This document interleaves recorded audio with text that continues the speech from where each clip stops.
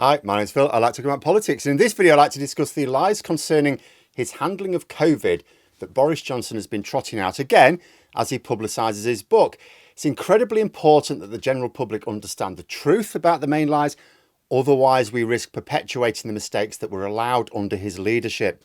But first, for daily political commentary, please click the subscribe button so you don't miss out. So Boris Johnson has actually managed to do a few interviews without getting cancelled in the last week. And he's been telling the most outrageous lies in order to repair his damaged reputation, as well as defend the bits of his reputation which should be in tatters but his mates in the media covered for. And this is important for a couple of reasons. The first is that some of these lies, if believed by enough people, can perpetuate bad policy even today under a very different government. Quite often under a government, you get bad policies specifically because the public believes something that's just not true. Politicians have to be largely led by public perceptions. And the second reason is that Boris Johnson is planning to lead the Conservatives again in 2 or 3 years. And it sounds like there are plenty of Tory MPs, even if not a majority, who would help make that happen. He cannot be allowed to return to frontline politics without the public knowing who and what he really is.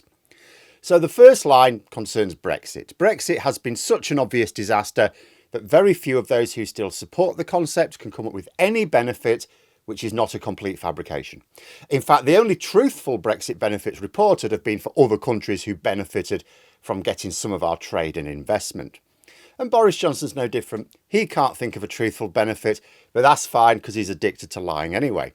He's been trotting out the line again that it is only because of Brexit that we got our COVID vaccines earlier than others and got that head start. Now, it is easy to see why such a lie would work. We had left the EU earlier that year and we did indeed begin vaccinating people before any EU country did. So if the Prime Minister claims that Brexit allowed us to get a head start, you'd believe it, wouldn't you? However, it's completely untrue. In fact, it's literally the opposite of the truth because Brexit, if it had been implemented properly at this point, would have meant we'd have taken longer to get the vaccines.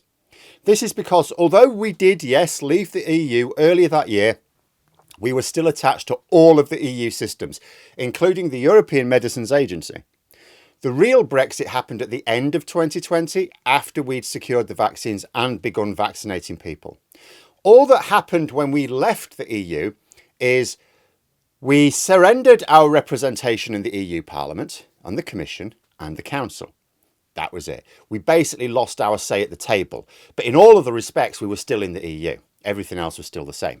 We were still in the single market. We were still in the customs union. We were still in the European Medicines Agency. We were still in the European Union Aviation Safety Agency. The full works, and we were following all of those rules, all the EU laws, all the whole shebang. And if you don't want to take my word for it, the head of our vaccination programme, Dr. June Rain, was asked about Johnson's claim back in 2020 when he first made it. It's very easy to look up. She said, and I quote, "We've been able to authorise the supply of these vaccine using provisions under European law, which exist until the 1st of January.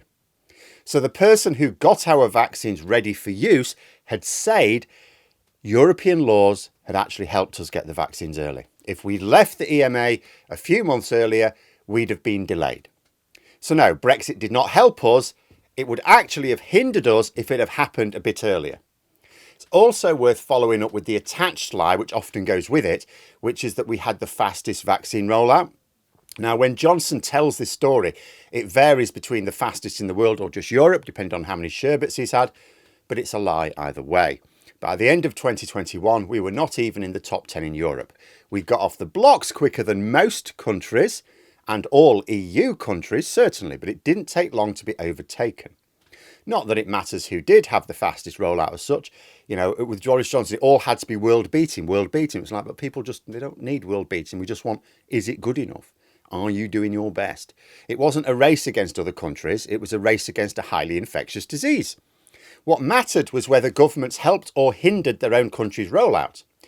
But if Johnson thinks there's something good about having the fastest rollout, he should be asked if he's disappointed that in reality, if you look at the data, we were not even in the top 10 in Europe. And it's really important for people to understand this, especially where Brexit's concerned, because people get that Brexit's failed. Even supporters of Brexit get that it's failed. They just think it's failed because it was betrayed or something. But if they think that, say, in an emergency situation like another pandemic, which we are expecting, that, oh, but it has this use, it might make them resistant to supporting a reversal. Well, maybe it's better to put up with the downsides because when we have an emergency, actually it's useful. It's really important that people know the truth. If Brexit had happened sooner, we would have had a terribly delayed start to the vaccination programme, and it would have cost a lot more lives. And speaking of costing lives, another lie that Johnson's been rolling out again this past week is on the issue of the timing of the first lockdown. He's trying to rewrite history by suggesting that if he'd locked down earlier, it would have been against the scientific advice. Now, there were lots of times when Johnson lied about what the scientific advice was during 2020, and he's still keeping it up now. But Patrick Vallance, the chief scientific officer at the time, was giving evidence to Parliament in the summer of 2020 and made clear that the government scientific advice team, known as SAGE, had urged Johnson to lock down a week earlier. And this was widely reported at the time. So Johnson's trying to take advantage of the fact that people would have forgotten those news reports. We also know that the scientific advice was to lock down a lot earlier than Johnson eventually agreed to the second time. This is also important. And again, for a couple of reasons. First, the delays led to lots of extra lives lost. Some people think, tough times, Johnson was trying his best, so the lives lost are very unfortunate, but not his fault. No, if he ignored the best scientific advice, and he did, then he is responsible for the unnecessary deaths of thousands. Not everyone who died, not even the majority maybe, but plenty of people died unnecessarily because he refused to follow the scientific advice. And the second reason is that there are a lot of people who resented the lockdowns and actually have more criticism for those who argued for earlier lockdowns. But if you hated lockdowns for either social or financial reasons, you should save your anger for Johnson. Because earlier lockdowns would have been shorter lockdowns. Because Johnson delayed the lockdowns, they had to last for longer. This is because with the waves, the peak built up so high that it took longer for them to come down again. A quicker lockdown catches it earlier, would have been shorter in duration because you knock it out before it builds up too much momentum. So if Johnson had listened to the scientific advice instead of trying to negotiate with a bloody virus, we may have had as many lockdowns, but the total duration have been way less. It would have caused less damage to our economy. It would have saved way more lives. There will come a point in the future, once all of the key people from this time have got no more influence, whether in the media or in politics or wherever, maybe in 20, 30 years, history will look back and give an honest appraisal that Boris Johnson was a murderous monster in 2020. This is absolutely certain because all the evidence is already out there. It's just a lot of it's been hidden.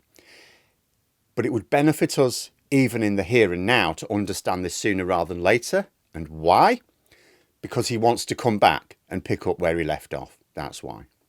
But there we are. Those are my thoughts. Let me know yours in the comments below. If you enjoyed the video, please click the like button. And if you'd like to support the channel further, you can join for memberships. Thanks for watching. And until next time, I'll see you later.